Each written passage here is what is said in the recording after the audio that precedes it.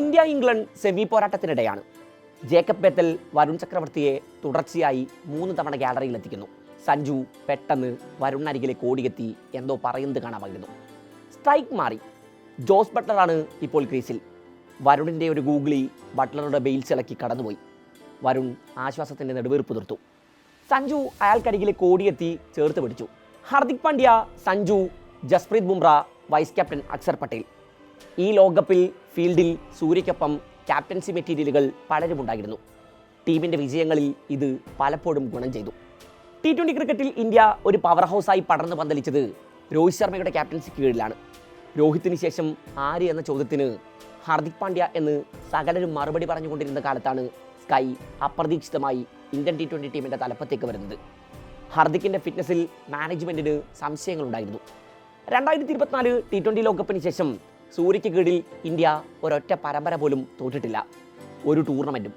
അടുത്ത T20 ലോകകപ്പും കടന്ന് ആ പടയോട്ടം തുടരുമ്പോൾ സ്കൈക്ക് ശേഷം ഇന്ത്യൻ ടീമിൻ്റെ തലപ്പത്ത് ആരാകും എത്തുക എന്ന ചർച്ച ക്രിക്കറ്റ് സർക്കിളുകളിൽ ഇപ്പോൾ തന്നെ ആരംഭിച്ചു കഴിഞ്ഞു.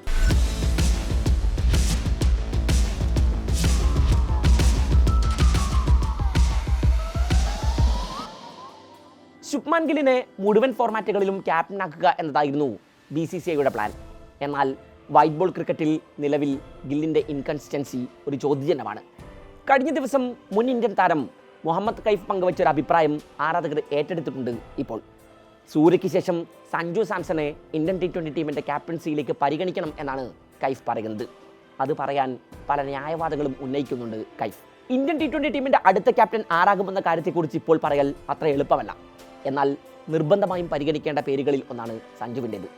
സൂര്യ കുറേ കാലം കൂടെ കളത്തിൽ തുടരുകയാണെങ്കിൽ അദ്ദേഹം തന്നെ ക്യാപ്റ്റൻസിയിലും തുടരും. നിങ്ങൾ ഫിറ്റാണെങ്കിൽ 39 വയസ്സ് വരെയൊക്കെ ക്രിക്കറ്റ് കളിക്കാനാകും. ഷോർട്ടസ്റ്റ് ഫോർമാറ്റിൽ അനുഭവ സമ്പത്ത് പ്രധാനമാണ്. സ്കൈ പടിയിറങ്ങുന്ന സമയത്ത് സഞ്ജുവിനെ പരിഗണിക്കട്ടെ.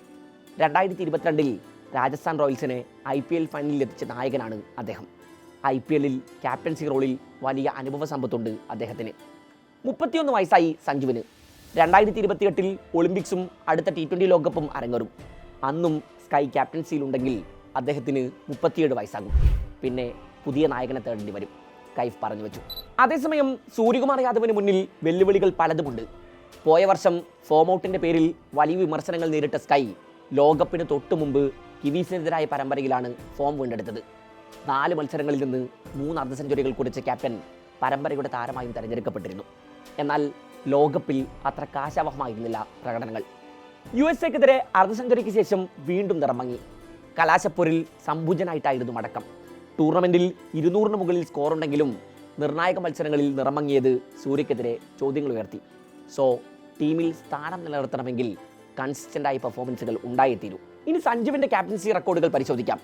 2023 മുതൽ 2025 വരെ സഞ്ജു രാജസ്ഥാൻ റോയൽസിൻ്റെ തലപ്പത്തുണ്ടായിരുന്നു. ഇക്കാലത്ത് IPL ഏറ്റവും കൂടുതൽ ആരാധകർ പിന്തുടരുന്ന ഫ്രാഞ്ചൈസികളിൽ ഒന്നായി അത് മാറി. ഏറ്റവും കൂടുതൽ മത്സരങ്ങളിൽ രാജസ്ഥാൻ നയിച്ച റെക്കോർഡ് സഞ്ജുവിനാണ്. 64 മത്സരങ്ങളിലാണ് സഞ്ജു രാജസ്ഥാൻ്റെ ക്യാപ്റ്റൻസി റോളിൽ ഉണ്ടായിരുന്നത്. അതിൽ 33 മത്സരങ്ങൾ ജയിച്ചപ്പോൾ 32 മത്സരങ്ങളിൽ പരാജയപ്പെട്ടു.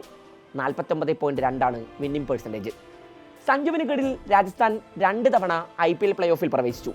അതിൽ 1 തവണ ഫൈനൽ ടിക്കറ്റും എടുത്തു.